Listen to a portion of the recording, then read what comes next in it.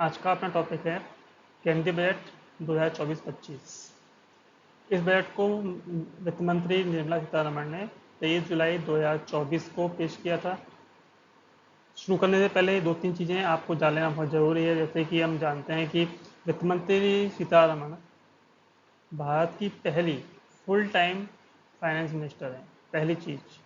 दूसरी चीज़ ये कि इन्होंने अपना ये बजट 2024-25 जब संसद में पेश किया तो ये उनका लगातार 7वीं बार पेश किया गया बजट था। और इस संदर्भ में कौन सी बात, हाँ ये जरूर ध्यान रखेंगे यहाँ पे कौन सी बात पेश किया उन्होंने यहाँ पे 7वीं बार की है, तो ये जरूर ध्यान रखना है 7वीं बार उन्होंने यहाँ पे पेश किया। और इसके साथ ही उन्होंने मोरारजी देसाई का जो रिकॉर्ड था उसको तोड़ दिया। इनके नाम 2020 में ही जो उन्होंने रिकॉर्ड बनाया था कि इनके नाम एक रिकॉर्ड है, वो है सबसे लंबा बजट पेश करने का, जो उन्होंने 2 घंटे 40 मिनट का बनाया था। जो ध्यान रखना है, ये लंबे बजट की बात कर रहा हूँ, तो ड्यूरेशन की बात कर रहे हैं 2 घंटे 40 मिनट की। इसके अलावा हम बात करें कि सबसे ज़्यादा जो शब्दों वाला बजट जो पेश किया गया था, वो बजट पेश किया गया था डॉक्टर मनमोहन सिंह के द्वारा, जब वो वित्त मंत्री थे। सबसे ज़्यादा शब्दों का प्रयोग उन्होंने वहाँ पे किया था। तो आज इस विषय पे ज़्यादा चर्चा नहीं करेंगे, हम लोग बात करते हैं कि इस बजट में बेसिकली क्या क्या इम्पोर्टेंट है। तो शुरू करते हैं। तो पहली बात तो अभी समझें कि भारत का जो बजट है, जो इस बार पेश किया गया वित्त मंत्री निर्मला सीतारमण के द्वारा, इसको जो डिवाइड किया या पूरा का पूरा जो बजट है, वो जिन पर ध्यान दिया गया, जिन बातों का, उस पर हम चर्चा कर रहे हैं। पहली बात ये कि जो पूरा बजट है 4 जातियों को ध्यान में रख के बनाया गया। बेसिकली जैसे कि प्रधानमंत्री ने अपने चुनावों के समय चर्चा की थी कि हम लोग 4 जातियां मानते हैं, तो इस संदर्भ में ही इन्होंने पूरा पूरा बजट पेश किया है। इनमें पहला क्या है, किसान। दूसरे कौन है, गरीब। तीसरे महिला। और चौथे कौन थे, युवा। तो ये चीज़ तो अपनी रही कि किस किस पर इन्होंने ध्यान दिया। इसके अलावा इस बजट का मुख्य विषय क्या था, प्रश्न ये भी बन जाता है। तो ये भी आपको ध्यान रखना है कि इस बजट का जो मुख्य विषय भी 4 थे। पहला रोजगार, दूसरा कौशल प्रशिक्षण या हम ये कहें स्किल डेवलपमेंट या स्किल, हाँ स्किल डेवलपमेंट में चले आप। तीसरा था एमएसएमई और चौथा मध्यम वर्ग, ठीक है, मिडिल क्लास। तो ये रोजगार, कौशल, एमएसएमई और मध्यम वर्ग, इन सबको अगर मिला के देखा जाए तो एक प्रकार से इन्होंने टोटली हम माने कि युवाओं पर केंद्रित बजट पेश किए। अब बजट में क्या क्या था, बजट को किस रूप में पेश किया गया था, इसके बारे में चर्चा करते हैं। तो पहली बात तो आप समझ लें कि इस बजट को पेश करते समय या इस बजट की जो पूरी रूपरेखा या खाका बनाया गया, उसको विकास की प्राथमिकताओं के आधार पर बनाया गया। या हम ये कहें कि विकसित भारत के लिए जो प्राथमिकताएं हैं उन्होंने 9 रखी, और 9 प्राथमिकताओं के आधार पर इस पूरे बजट का तैयार किया गया है। इसी क्रम में इस पूरे लेक्चर को अपन यहाँ पर शुरू करेंगे। तो जो प्राथमिकताओं का जो पहला पॉइंट था वो क्या था, कृषि में उत्पादकता और अनुकूलनीयता। इसमें सबसे बड़ी बात जो रखी इन्होंने यहाँ पे रखा कि कृषि के लिए, कृषि जलवायु के लिए, हम जो किसान हैं उनके लिए एक तो आत्मनिर्भरता पैदा करना, दूसरा नई जो प्रजातियाँ, सॉरी नई किस्मों को डेवलप करने की उन्होंने बात इसमें रखी है। तो आत्मनिर्भरता किस किस में पानी है, तो सरसों, मूंगफली, तिल, सोयाबीन, सूरजमुखी जैसे जो अपनी ऑयल सीड्स वाले जो प्लांट्स हैं, उन पर इन्होंने ध्यान देना है, उस पर इनको आत्मनिर्भरता पानी है। इसके अलावा इन्होंने एक नई चीज़ शुरू की है जिस पर ध्यान, वो तो कुछ समय पहले मैंने वीडियो में बनाया था, उसमें बताया था कि वन साइंटिस्ट वन स्पीसीज या वन प्रोडक्ट करके इन्होंने बात रखी थी, जिसमें उन्होंने रखा था कि एक वैज्ञानिक एक विशेष स्पीसीज पर या एक विशेष किस्म की खोज पर अपना ध्यान फोकस करेगा। तो इसके संदर्भ में इन्होंने क्या रखा है कि किसानों की खेतीबाड़ी के लिए 32 कृषि और बागवानी फसलों की 109 नई उच्च पैदावार वाली और जलवायु अनुकूल क्लाइमेट एडेप्टेबल जो अपनी किस्में हैं उनको जारी किया जाएगा। जारी कब किया जाएगा, बेसिकली बात वही है आती है कि जब उनको डेवलप किया जाएगा। तो जो वैज्ञानिक हैं बेसिकली बहुत सारी नई नई प्रजातियों या नई नई किस्मों पर अपना बल देंगे। इसके साथ ही एक चीज़ और जो न्यास में जोड़े या प्रश्न पूछा जा सकता है वो ये कि राष्ट्रीय सहकारिता नीति बनाई जाएगी। ठीक है, अपने को पिन पॉइंटेड बात याद रखनी है। तो राष्ट्रीय सहकारिता नीति बनाई जाएगी, नई किस्मों को खोजा जाएगा और तिलहन फसलों पर आत्मनिर्भरता का जोर रहेगा। क्लियर। इसके अलावा वो एक बात और भी कहते हैं बजट में कि उत्पादकता बढ़ाने के लिए और जलवायु के अनुकूल किस्मों के विकास पर जोर देने के लिए कृषि अनुसंधान व्यवस्था की व्यापक समीक्षा की जाएगी। तो यहाँ पे थोड़ा सा ही ध्यान देने वाली बात रहेगी। इसके अलावा उन्होंने चीज़ रखी कि 10,000 आवश्यकता आधारित जैव आदान संसाधन केंद्र स्थापित किए जाएंगे। क्लियर। दूसरा, ये तो रही पूरी अपन लैंड एग्रीकल्चर की बात। मैरिन एग्रीकल्चर की बात करें तो झींगा खेती के प्रसंस्करण के लिए या झींगा खेती का जो प्रोसेसिंग होती है उसके लिए, उसके एक्सपोर्ट के लिए नाबार्ड के माध्यम से वित्त पोषण की सुविधा प्रदान की जाएगी। ये एक इम्पॉर्टेंट क्वेश्चन यहाँ पर बन जाता है कि किसके लिए दी जाएगी। तो बेसिकली श्रिम्प की जो एग्रीकल्चर है, श्रिम्प एग्रीकल्चर, उस पर उन्होंने फोकस किया। अगला जो अपना पॉइंट है थोड़ा तेजी से चल रहे हैं कि 9 अपने पास प्राथमिकताएं हैं और बजट को अपने को पूरा करना है। ओके, तो मेन पॉइंट्स हैं उस पर हम चर्चा करेंगे। अगला जो प्राथमिकता है वो है रोजगार और कौशल प्रशिक्षण। जैसे हम पहले बार बोल चुके हैं कि युवाओं पर आधारित ये पूरा बजट था।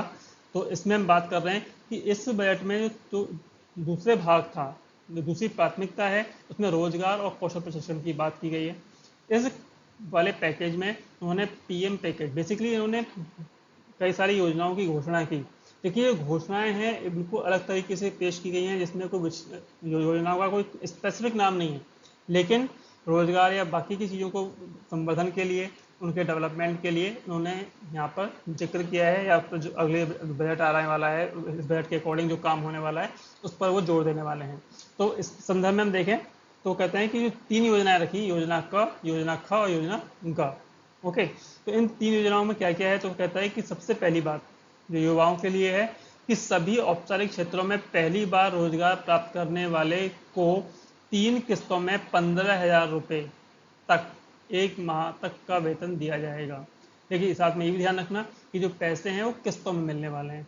ओके, बाकी की इसकी रूपरेखा क्या क्या बनेगी वो आने वाले समय में जब योजनाओं को डेवलप किया जाएगा तब पता लगेगा। ठीक है। दूसरी योजना है वो किसमें है, मैन्युफैक्चरिंग क्षेत्र की है, विनिर्माण क्षेत्र में रोजगार सृजन को लेकर के है।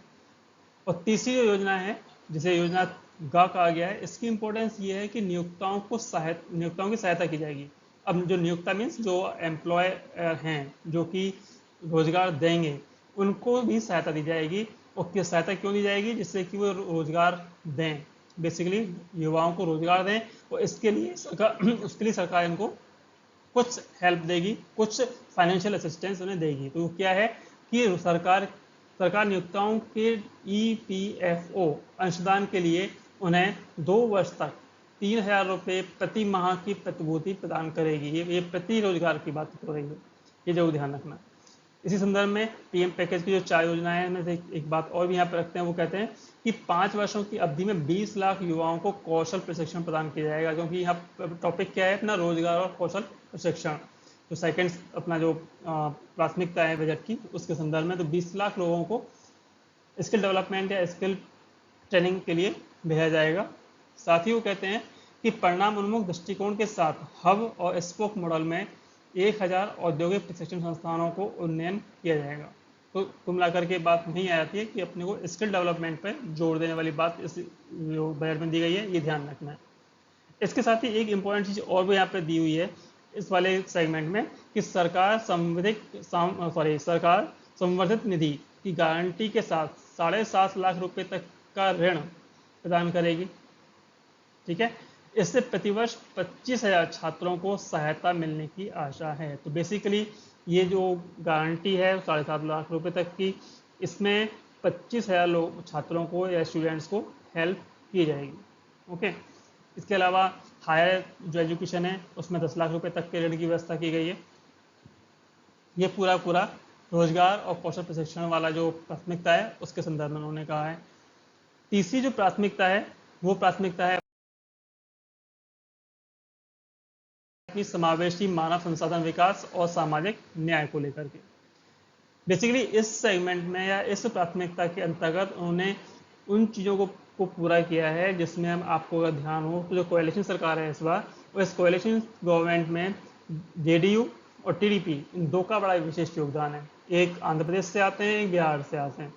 तो बिहार और आंध्र प्रदेश को असिस्ट करने के लिए इस पूरे सेगमेंट में काफ़ी कुछ दिया हुआ है और इसको एक रूप दे दिया गया कि पूर्वोदय करके। इस पूर्वोदय में इन्होंने जो राज्य शामिल किए, एक बिहार, झारखंड, पश्चिम बंगाल के साथ साथ आंध्र प्रदेश को इसमें शामिल कर लिया। एक नया सेगमेंट रेडी कर दिया, वो था पूर्वोदय, पूर्वी भाग, भारत का पूर्वी भाग।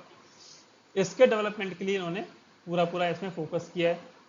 इसके संदर्भ में बात करें तो उन्होंने कहा है कि गया में औद्योगिक नोड के विकास के साथ अमृतसर कोलकाता औद्योगिक कॉरिडोर का विकास किया जाएगा। क्लियर।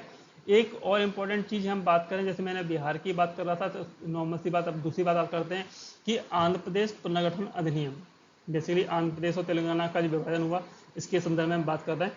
तो आंध्र प्रदेश का डेवलपमेंट किस तरह से आगे बढ़ना है, तो उसके लिए एक आंध्र प्रदेश पुनर्गठन अधिनियम बनाया गया। तो ये इसको एक प्रकार से अनुमोदन करते हैं इस अधिनियम का, और साथ ही कहते हैं कि वित्त वर्ष 2024-25 में 15,000 करोड़ की वित्तीय सहायता प्रदान की जाएगी इस अधिनियम को पूरा करने के लिए। ये कहें कि इस अधिनियम की जो आवश्यकताएं हैं उसकी पूर्ति के लिए। तो इन 15,000 करोड़ में क्या क्या किया जा सकता है, तो बहुत लंबी सारी बातें हैं, लेकिन इसमें वो कहते हैं कि देश की खाद्य सुरक्षा सुनिश्चित करने के लिए पोलावरम सिंचाई परियोजना को पूरा किया जाएगा। इसके अलावा विशाखापट्टनम चेन्नई औद्योगिक कॉरिडोर पर कोपार्थी नोड में और हैदराबाद बेंगलुरु औद्योगिक कॉरिडोर में ओरवाकल नोड में पानी या बाकी जो इंफ्रास्ट्रक्चर हैं उनकी जो आवश्यकताएं हैं उनको पूरा किया जाएगा। क्लियर। इस सेगमेंट में एक चीज़ और तो अपन मान सकते हैं, वो ये कि एक अभियान शुरू करने की बात उन्होंने की है कि प्रधानमंत्री जनजातीय उन्नत ग्राम अभियान शुरू किया जाएगा, जिसमें 63,000 विलेजेज को शामिल किया जाएगा और इससे लगभग 5 करोड़ जनजातीय लोगों को लाभ मिलने की उम्मीद है। इसके अलावा पूर्वोत्तर क्षेत्र में नॉर्थ ईस्ट जो अपने स्टेट्स हैं उसमें इंडिया पोस्ट पेमेंट बैंक द्वारा 100 से अधिक शाखाएं खोली जाएंगी। ओके। अगला जो अपना प्राथमिकता है इस बजट की, वो है विनिर्माण और सेवाएं, मैन्युफैक्चरिंग और सर्विसेज। इसकी हम बात करें तो इसमें वो कहते हैं कि विनिर्माण क्षेत्र में एमएसएमई के लिए ऋण गारंटी योजना शुरू की जाएगी। किसके लिए, ध्यान रहे, मैन्युफैक्चरिंग सेक्टर की बात तो हो रही है, लेकिन इसमें एमएसएमई के लिए विशेष रूप से ऋण गारंटी की योजना दी जाएगी। इसके अलावा वो साथ ही कहते हैं कि एमएसएमई को ऋण के लिए एक नया निर्धारण मॉडल दिया जाएगा, जिस बेस पर एमएसएमई को आज ऋण प्रदान किया जाता है। ये जो ऋण की जो व्यवस्था है बेसिकली जो यूरोपियन कंट्रीज हैं उसके मानकों के आधार पर है। तो वो कहते हैं कि अब हम अपने इंडियन मॉडल की बेस पे ऋण प्रदान करने की व्यवस्था शुरू करेंगे। खैर, आगे बढ़ते हैं। तो वो कहता है कि एक चीज़ और इसमें जोड़ी है कि मुद्रा ऋण की जो लिमिट है उसे बढ़ाया गया है। इसमें तरुण श्रेणी की, याद रखिएगा, तरुण श्रेणी में ऋण सीमा को वर्तमान में जो 10 लाख रुपए तक की है इसे बढ़ाकर कितना कर दिया गया है, 20 लाख रुपए कर दिया गया है। पहले इस श्रेणी में 10 लाख रुपए तक का ऋण मिलता था, अब 20 लाख तक का ऋण मिलेगा। ओके। इसके अलावा वो कहते हैं कि ट्रेड्स की अनिवार्य ऑन बोर्डिंग के लिए भी दायरा बढ़ाया जाएगा। बहुत कुछ इसमें और भी है, लेकिन जो अपने को क्वेश्चन बन सकते हैं उसके बारे में चर्चा करते हैं कि राष्ट्रीय औद्योगिक कॉरिडोर विकास कार्यक्रम के तहत 12 औद्योगिक पार्कों का गठन किया जाएगा या स्थापना की जाएगी। कितने पार्कों की, 12 इंडस्ट्रियल पार्क यहाँ पे बनाए जाएंगे इस बजट के अकॉर्डिंग। क्लियर। इसके साथ ही वो कहते हैं कि जो पीएम पैकेज की जो 5वीं योजना है इसमें इंटर्नशिप के अवसर प्रदान करने की बात कही है। तो इसमें वो कहते हैं कि 5 वर्ष की अवधि में 1 करोड़ युवाओं को शीर्ष 500 कंपनियों में इंटर्नशिप का अवसर प्रदान किया जाएगा। कितने वर्ष में, पहली बात 5 वर्ष में।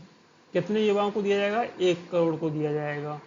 कितनी कंपनियां इसमें शामिल की जाएंगी, टॉप 500 कंपनियां शामिल की जाएंगी। बेसिकली 500 कंपनियों में 1 करोड़ लोगों को इंटर्नशिप के लिए भेजा जाएगा, लेकिन 5 साल में।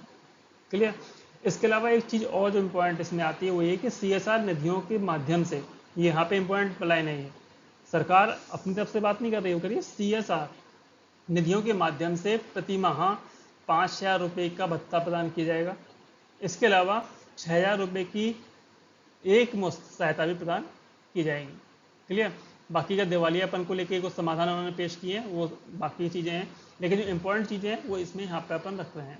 अगली जो प्राथमिकता है नंबर 5 जो का नंबर आता है वो है अपनी शहरी शहरी विकास, या हम ये कहें कि सिटी डेवलपमेंट की बात करें, अर्बन डेवलपमेंट की बात कर सकते हैं इसमें। तो इसमें बेसिकली इन्होंने 2 3 4 चीज़ों को शामिल किया है। सबसे बड़ी बात, इन्होंने पीएम आवास योजना शहरी का जो द्वितीय चरण है उसको शुरू करने की बात इसमें रखी है, क्योंकि टॉपिक ही कौन सा है अपना, शहरी विकास। तो पीएम आवास योजना शहरी का जो दूसरा चरण है वो शुरू होगा। इस चरण में क्या होने वाला है कि 10 लाख करोड़ रुपए का निवेश करके 1 करोड़ शहरी गरीबों तथा मध्य वर्ग की आवश्यकताओं की प्रतिपूर्ति की जाएगी। तो बेसिकली टारगेट पे कितने लोग हैं, 10 लाख करोड़ का निवेश है, और 1 करोड़ शहरी गरीबों को इसमें शामिल किया जाएगा, या इनको लाभ पहुंचाने की बात इसमें रखी गई है। इसके अलावा वो कहते हैं कि जो शहरी लोगों के बारे में बात कर रहे हैं कि महिलाओं द्वारा खरीदी गई संपत्तियों पर स्टाम्प ड्यूटी को कम करने का प्रावधान किया जाएगा, या बेसिकली ये कहा जाए कि राज्यों को इसके लिए प्रमोट किया जाएगा, उनको प्रोत्साहित किया जाएगा कि महिलाएं अगर ज़मीन खरीदती हैं तो उस पर जो स्टाम्प ड्यूटी लगती है उसको हम कम करें। सेकंड जो बात है वो है स्ट्रीट मार्केटिंग की। यहाँ पे वो कहते हैं कि तकरीबन 100 नगरों में, सभी नगरों में की बात नहीं हो रही, पहला प्रश्न तो यही बन जाएगा कि कितने नगरों में, तो 100 नगरों में साप्ताहिक हाट की व्यवस्था की जाएगी, जिसे हम स्ट्रीट फूड हब के रूप में विकसित किया जाएगा। ठीक है, 100 नगरों में साप्ताहिक हाट लगाए जाएंगे, या हम ये कहें कि इन्हें स्ट्रीट फूड हब के रूप में डेवलप किए जाने की योजना रखी हुई है। इसके अलावा वो कहते हैं कि 30 लाख से अधिक जनसंख्या वाले 14 बड़े नगरों के लिए ट्रांजिट उन्मुख विकास किया जाएगा। चौथा जो उन्होंने यहाँ पे रखा है वो है जल प्रबंधन, जिसमें कि सीवेज ट्रीटमेंट वगैरह या फिर ठोस कचरा प्रबंधन की बात उन्होंने रखी है। इस परियोजना में के तहत भी वो कहते हैं कि 100 बड़े शहरों को इस योजना में शामिल किया जाएगा। तो ये अपनी प्राथमिकता नंबर 5 शहरी विकास की है। इसके बाद हम आगे बढ़ते हैं, जिस पर उन्होंने बैठ तैयार किया है प्राथमिकता नंबर 6। तो इस प्राथमिकता नंबर 6 की हम बात करें तो इसका जो आधार है वो है ऊर्जा सुरक्षा। बेसिकली इसमें पूरा पूरा जो फोकस रहा है वो एनर्जी सेक्टर को लेकर के रहा है, एनर्जी सेक्टर में क्या क्या किया जाना चाहिए या क्या क्या वो करना चाह रहे हैं, इस सबका एक लेखा जोखा इस बजट में पेश किया गया है। सबसे बड़ी बात इस बजट में जो दी गई है वो ये कि पीएम सूर्यघर मुफ्त बिजली योजना को आगे बढ़ाने की बात रखी गई है, या ये कहें जो पहले प्रधानमंत्री मोदी इसको लॉन्च कर चुके हैं, इसी योजना को थोड़ा सा और मॉडिफाई करके आगे ले जाया गया है। इस योजना के तहत करीब 1 करोड़ लोगों को मुफ्त में बिजली दिए जाने का प्रावधान किया गया है। लेकिन ये मुफ्त बिजली का जो प्रावधान है बिल्कुल डिफरेंट तरीके का है। ऐसा नहीं है कि आपको बिजली मिलेगी, बिल नहीं चुकाना है। बेसिकली आपको बिजली प्रोडक्शन में हेल्प मिलने वाली है। वो कैसे मिलने वाली है, आप जानते हैं कि सोलर पैनल आपको अपने घर के ऊपर लगाने हैं, तो इस के माध्यम से 300 यूनिट तक प्रति माह 1 करोड़ लोगों को बिजली फ्री मिलेगी। क्लियर। तो ये अपनी योजना कौन सी है, पीएम सूर्य घर मुफ्त बिजली योजना। टारगेट कितने हैं, 1 करोड़ लोग, और जो मुफ्त बिजली मिलने वाली है कितनी है, वो 300 यूनिट पर मंथ। ये आपको ध्यान रखना है। एक इंपॉर्टेंट जो डेवलपमेंट इस बजट में दिया गया है वो ये कह रहे हैं कि जो न्यूक्लियर सेक्टर की जो एनर्जी है उसमें निजी सेक्टर को शामिल किया जाएगा। तो कहते हैं कि नाभिकीय ऊर्जा में निजी क्षेत्र के साथ पहल शुरू की जाएगी। ओके, अब ये पहल किस रूप में होंगी, तो कहते हैं कि भारत लघु रिएक्टरों की स्थापना में इनका योगदान हो सकता है। भारत लघु मॉड्यूलर रिएक्टर और नाभिकीय ऊर्जा के लिए नई प्रौद्योगिकी और अनुसंधान विकास में इनका योगदान हो सकता है। बेसिकली न्यूक्लियर सेक्टर में जो छोटे रिएक्टर्स हैं उसमें निजी क्षेत्र का योगदान हो सकता है, साथ ही न्यूक्लियर सेक्टर में होने वाली जो टेक्नोलॉजिकल रिसर्च है उसमें इनका योगदान हो सकता है निजी क्षेत्र का। इसके अलावा साथ ही वो कहते हैं कि बिजली के भंडारण के लिए एक पंप स्टोरेज पॉलिसी तैयार करने की बात उन्होंने इस बजट में की है।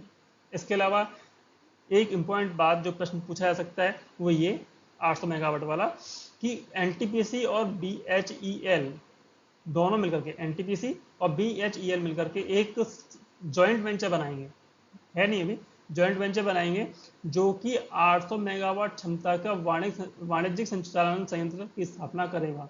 तो बेसिकली ये दोनों मिलकर एक जॉइंट वेंचर बनाएंगे जो कि 800 मेगावाट की एक एनर्जी प्लांट की स्थापना करेंगे। तो ये अपने आप में इंपॉर्टेंट क्वेश्चन है। अपने जो प्राथमिकता नंबर 7 की हम बात करें तो वो है अपनी इंफ्रास्ट्रक्चर अवसंरचना। इसमें बेसिकली जो अपना इंफ्रास्ट्रक्चर है उसके लिए जो प्रावधान किया है इस बजट में वो कितना है, 11,11,11,111 रुपये का उन्होंने प्रावधान किया गया है। और सबसे बड़ी बात ये जो प्रश्न बनेगा वो क्या बनेगा कि जो इंफ्रास्ट्रक्चर के लिए जो फंड एलोकेट किया गया है वो जीडीपी का कितना परसेंट है। तो वो कितना परसेंट है भैया, वो है आपका 3.4%। ये जरूर आपको ध्यान रखना है। ओके, इसके अलावा वो कहते हैं कि संसाधन आवंटन को सहायता प्रदान करने के लिए राज्यों को दीर्घकालिक ब्याज मुक्त ऋण के रूप में 1.5 लाख रुपए प्रदान किए जाएंगे। राज्यों को पहले आप तो समझना कितना है कि राज्यों को ऋण मिलेगा 1.5 लाख रुपए का, सॉरी 1.5 लाख करोड़ रुपए का, सभी राज्यों के लिए है। दीर्घावधि ऋण है, लॉन्ग टर्म का लोन है और ये ब्याज मुक्त होगा, ये आपको ध्यान रखना है। इसके साथ ही वो कहते हैं कि 25,000 ग्रामीण बसावटों के लिए एक नई योजना शुरू की जाने वाली है। इस पर क्या होगा, 12 मासी सड़क का निर्माण किया जाएगा जो मतलब हमेशा चल सके, 12 महीने चल सकें।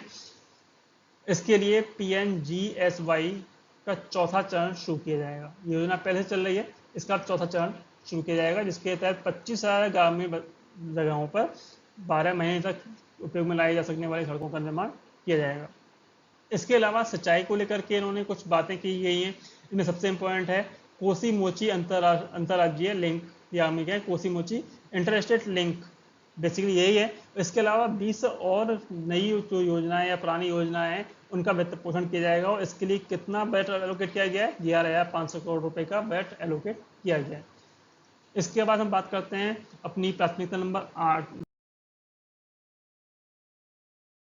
7 के बाद, सॉरी 7 की बात करते हैं जिसमें इंफ्रास्ट्रक्चर और पर्यटन दो को उन्होंने फोकस किया है।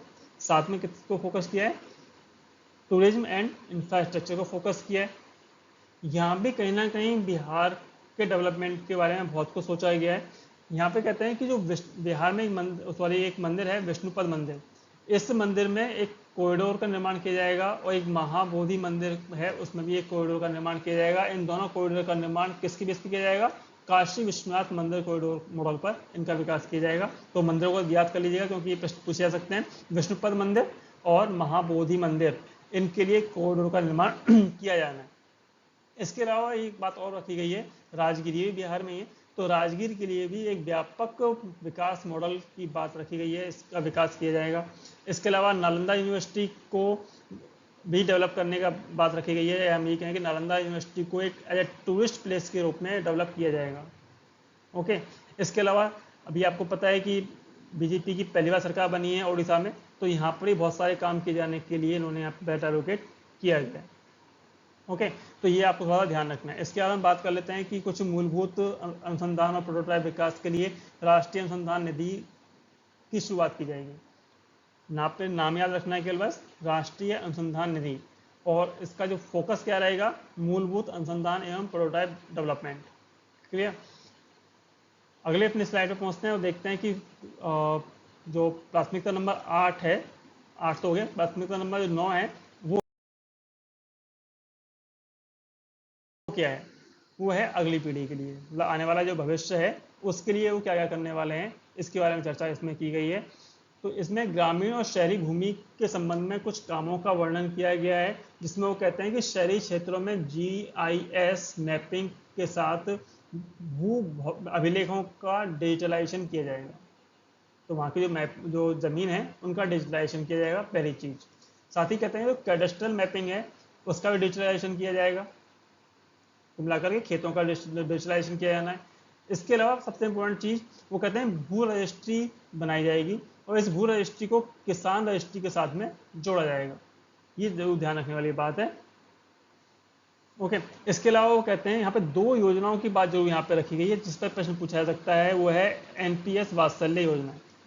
क्लियर, NPS वात्सल्य योजना, इसमें कहते हैं कि अवयस्कों के लिए माता पिता और अभिभावक जो गार्जियंस के द्वारा अंशदान की योजना ये है। इसमें किस प्रकार का प्रारूप रहेगा ये आने वाले समय में पता लगेगा। फिलहाल अपने को ये याद रखना है कि जो अपने अवयस्क लोग हैं, टीनेजर्स हैं, उनको लेकर के माता पिता जो गार्जियंस हैं वो कितनी अंशदान राशि पे करेंगे, इसको लेकर के एक नई योजना शुरू की जाने वाली है NPS वात्सल्य। इसमें क्या क्या होने वाला है ये आने वाले समय में पता लगेगा। इसके अलावा वो कहते हैं कि जलवायु वित्त पोषण के लिए टैक्सोनॉमी का डेवलपमेंट किया जाएगा। इसमें निवेश की जो आवश्यकताएं हैं उनकी पूर्ति के लिए विशेष प्रावधान किए गए हैं, ये इसमें देखा जाएगा। इसके अलावा ये सबसे इम्पोर्टेंट जो बात यहाँ पे रखी गई है वो ये कि नई पेंशन योजना को युक्तिसंगत बनाने की बात उन्होंने रखी है। अब ये किस किस प्रकार से होगी, इसके भी प्रावधान आगे देखने को मिलेंगे। ये तो हमारी रही अपनी 9 प्राथमिकताएं जिस पर पूरा पूरा बजट बना हुआ था। अगला कुछ जो प्रश्न बन जाते हैं वो अपने टैक्स को लेकर के बन जाते हैं। तो उन्होंने कहा है कि हमने टैक्स को काफ़ी सिंप्लीफिकेशन किया है, इसको सरल बनाने की कोशिश की गई है। आयकर अधिनियम 61 की समीक्षा करने की बात उन्होंने रखी है। साथ ही कहते हैं कि जो धर्मार्थ संस्थाएं हैं और जो TDS है उसको भी सिंपलीकरण किया गया है। जो धर्मार्थ संस्थाओं का जो TDS धर्मार्थ संस्थाएं हैं उनको जो टैक्स देना पड़ता है, कितना देना है, कितनी छूट देनी है, TDS कितना कटना है, इन सबको सिंप्लीफाई किया जाएगा। साथियों के जब प्रश्न बनता है उसमें ये बनता है अपना कि किस किस में टैक्स में छूट मिली है। तो ये हम बात कर लेते हैं कि कैंसर की 3 और दवाइयों पर सीमा शुल्क से पूर्ण रूप से छूट दी गई है। मोबाइल फोन, मोबाइल PCBA और चार्जर पर BCA घटाकर 15% कर दिया गया है। सोने और चांदी पर सीमा शुल्क घटाकर 6% कर दिया गया है, जबकि प्लेटिनम पर से 6.4% करने की प्रस्ताव किया गया है। झींगा, जो पहले हम बात कर चुके हैं श्रिम्प एग्रीकल्चर की, तो झींगा और फिश फीड पर BST घटाकर 5% करने का प्रस्ताव भी इस बजट में किया गया है। सबसे इम्पोर्टेंट जो PM जो मुफ्त बिजली योजना की बात थी, इसमें भी सोलर पैनल की बात की गई थी। तो यहाँ पे कहता है कि सोलर सेल और पैनलों के विनिर्माण के लिए अधिक पूंजीगत वस्तुओं पर छूट दिए जाने की बात इस योजना में, इस बजट में की गई है। इसके अलावा 25 ऐसे महत्वपूर्ण खनिज, जो बहुत महत्वपूर्ण खनिज हैं 25, उनको सीमा शुल्क से पूर्ण रूप से छूट प्रदान कर दी गई है। तो ये थोड़ा आपको थोड़ा ध्यान रखना है कि छूट किस किस पर मिली है, ये आपके लिए इम्पोर्टेंट रहेगा। इसके अलावा हम बात करें तो जो डायरेक्ट टैक्सेज हैं उनको लेकर भी काफ़ी कुछ चेंज आया है। जैसे वो कहते हैं कि वित्तीय परिसंपत्तियों पर लघु अवधि के लाभों पर 20% तक का 20% लगेगा। साथ ही कहते हैं कि घरेलू क्रूज चलाने के लिए अधिक सरल व्यवस्था बनाई जाएगी। बहुत कुछ इसमें दिया हुआ है, लेकिन यहाँ पे सबसे इम्पोर्टेंट जो चीज़ है वो ये है कि जो आपका जो टैक्स जो पे करना है बेसिकली सैलरी पेड लोगों को, उनकी व्यवस्था क्या रखी गई है। तो यहाँ पे बताया गया है, जो प्रश्न बनता है बेसिकली कि अगर किसी की आय 0 से 3 लाख रुपए है तो उसे कोई टैक्स नहीं देना है। ये प्रश्न बन सकता है, मैं बार बार कह रहा हूँ, तो ध्यान रखिएगा कि 0 से 3 लाख तक तो कोई टैक्स है ही नहीं। इसके अलावा वो कहते हैं कि 3 लाख से 7 लाख तक की अगर आपकी अर्निंग है तो आपको 5% टैक्स स्लैब में आप आते हैं। 7 to 10 लाख की अगर अर्निंग है तो 10% का टैक्स आपकी टैक्स आपको लगने वाला है। इसके अलावा कहता है कि 10 से 12 लाख तक की अगर आपकी एनुअल इनकम है तो 15% टैक्स आपको देना पड़ेगा। 12 से 15 लाख की एनुअल इनकम होने पर आपको 20% टैक्स पे करना पड़ेगा। और अगर आपकी इनकम 15 लाख से अधिक है प्रतिवर्ष तो आपको 30% टैक्स देना पड़ेगा। इस बजट में जो कुछ भी उन्होंने कहा है इसके अकॉर्डिंग वो कहते हैं कि वेतनभोगी कर्मचारियों के लिए मानक कटौती, जो स्टैंडर्ड डिडक्शन जिसे हम बोलते हैं, वो 50,000 रुपये से बढ़ा करके कितना कर दिया गया है, 75,000 कर दिया गया। क्लियर। तो ये थोड़ा सा आपके जानने लायक चीज़ें हैं जिस पे आपको चर्चा मैंने की यहाँ पे। इसके अलावा हम बात करें जिसके ना पूरा बजट कहीं ना कहीं अधूरा दिखता है, जिससे प्रश्न पूछे जा सकते हैं, वो क्या क्या है। तो पहला प्रश्न बनता है, ये प्रश्न पहला बन जाता है कि जो बजट है वो कितनी राशि का बजट था। तो जब ये प्रश्न पूछा जाता है बजट का अमाउंट कितना था, तो इसका मतलब होता है कि हमें कितना व्यय करना है, और कितना व्यय करना है इसका मतलब होता है कि हमें कितनी प्राप्ति होनी है। जनरली दोनों चीज़ें सेम रखी जाती हैं। तो जो कुल व्यय है कितना है, 48,20,512 करोड़ रुपए, और जो प्राप्तियां हैं कुल वो भी कितनी है, 48,20,512 करोड़ रुपए। यहाँ पर जो कुल प्राप्तियों की बात जो कह रहा है वो कौन सी बात कर रहा है, राजस्व प्राप्ति और पूंजी प्राप्ति। ठीक है, इन दोनों को मिलाकर के जो कुल हमें प्राप्त हो रहा है, सरकार को जो मिलने वाला है वो कितना है, 48,20,512 रुपये मिलने वाला है। इसमें राजस्व प्राप्तियों की जो अमाउंट है वो कितना है, 31,29,200 और पूंजी प्राप्तियां जो होने वाली हैं सरकार को वो हैं 19,91,312 करोड़ रुपए। तो ये आपको थोड़ा ध्यान रखने वाला विषय है। इसके अलावा ये हम देखना चाहें इसमें, तो जो प्रश्न जनरली पूछ लिया जाता है वो क्या है कि राजस्व घाटा कितना रहेगा। ओके, तो जो राजस्व घाटा है वो कुल बजट का जीडीपी का कितना रहने वाला है 1.8% रहने वाला है, जो कि 5,80,201 करोड़ रुपए है। प्रभावी राजस्व घाटा जिसे हम इफेक्टिव रेवेन्यू डेफिसिट कहते हैं वो 0.6% रहने वाला है। अमाउंट की बात जनरली पूछी नहीं आती, फिर भी आप यहाँ पे समझ सकते हैं 1,89,423 करोड़ का ही घाटा रहेगा। राजकोषीय घाटा जिसे हम फिजिकल डेफिसिट कहते हैं वो कितना रहने वाला है, वो जीडीपी का अपना बजट का 4.9% रहने वाला है। बेसिकली जो प्रश्न पूछे जाते हैं वो परसेंटेज पूछे जाते हैं, जैसे कि राजस्व घाटा कितना रहेगा 1.8%, प्रभावी राजस्व घाटा कितना रहेगा 0.6%, फिजिकल डेफिसिट कितना रहने वाला है 4.9%, और जो अपना प्राइमरी डेफिसिट है प्राथमिक घाटा है वो कितना रहने वाला है 1.4%। तो ये जो आपको याद रखना है। तो बेसिकली प्रश्न इसके परसेंटेज पे पूछे जाते हैं। अमाउंट जब कुछ रेयर ही बनाना होता है या फिर कुछ आसानी की वाली बात आती है तब पूछते हैं, वरना पूछता नहीं। इसको थोड़ा सा और सिंप्लीफाई करने के लिए यहाँ पे टोटली हमें अलग से बना दिया है, जिससे आपको याद रहे कि जो राजकोषीय घाटा है कितना रहने वाला है 4.9%, राजस्व घाटा कितना रहने वाला है 1.8%, इफेक्टिव रेवेन्यू डेफिसिट कितने रहने वाला है 0.6%, और प्राथमिक घाटा कितना रहने वाला है 1.4%। अगर आपको सही लगे तो इसका आप स्क्रीनशॉट भी ले सकते हैं, क्योंकि इस पर प्रश्न बनते हैं बेसिकली, इसको अलग से मैंने स्लाइड लेके तैयार किया है इसीलिए। इसके अलावा हम अगर बात करें तो एक चीज आती है कि अपना जितना भी अमाउंट है वो कहाँ से आ रहा है और कहाँ पे खर्च किया जा रहा है।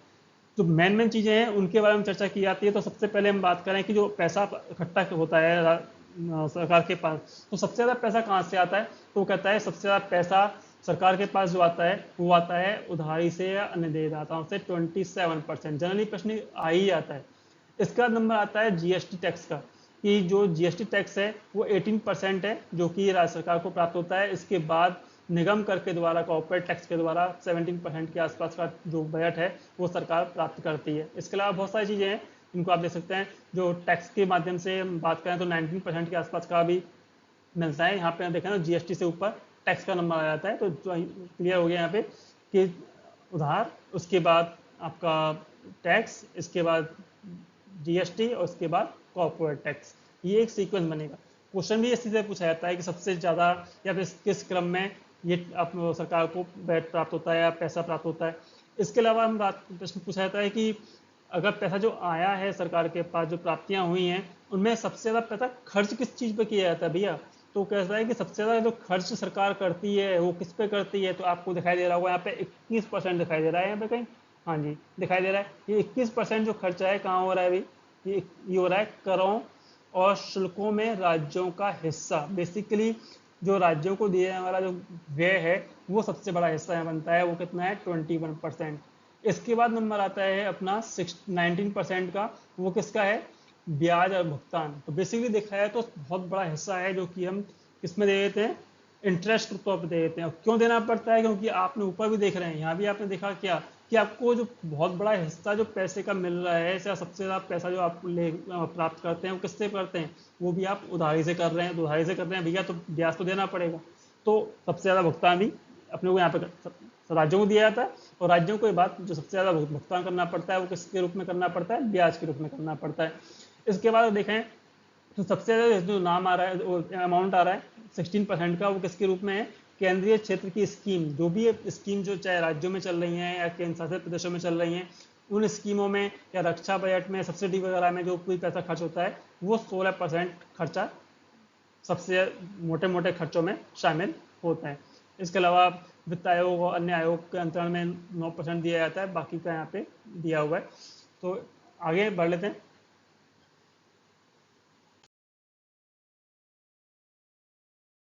एक जो प्रश्न जो बनता है जिसे मैं जानबूझ के मैंने यहाँ पे लिया है, कई बार प्रश्न पूछा गया है, ये अमाउंट आपको याद रखना ही चाहिए। आप ये मत कहिएगा कि इतना सारा याद कैसे रहेगा, लेकिन अब रिपीट करेंगे, एमसीक्यू बनाता रहूँगा इसमें में, तो आपके रिवीजन में रहेगा, क्योंकि इस पर प्रश्न पूछे जाते हैं। तो ध्यान रखिएगा कि जो अपना डिफेंस बजट है उसके लिए जो आवंटन किया गया है कितने करोड़ रुपए का किया गया है, 4,54,773 करोड़ रुपए का किया गया है। ग्रामीण विकास के लिए 2,65,808 करोड़ है। कृषि एवं संबद्ध कार्यकलापों के लिए 1,51,851 है। होम के लिए 1,50,983 है। एजुकेशन के लिए 1,25,638 और सूचना प्रौद्योगिकी एवं दूरसंचार के लिए 1,16,342 करोड़ का प्रावधान किया गया है।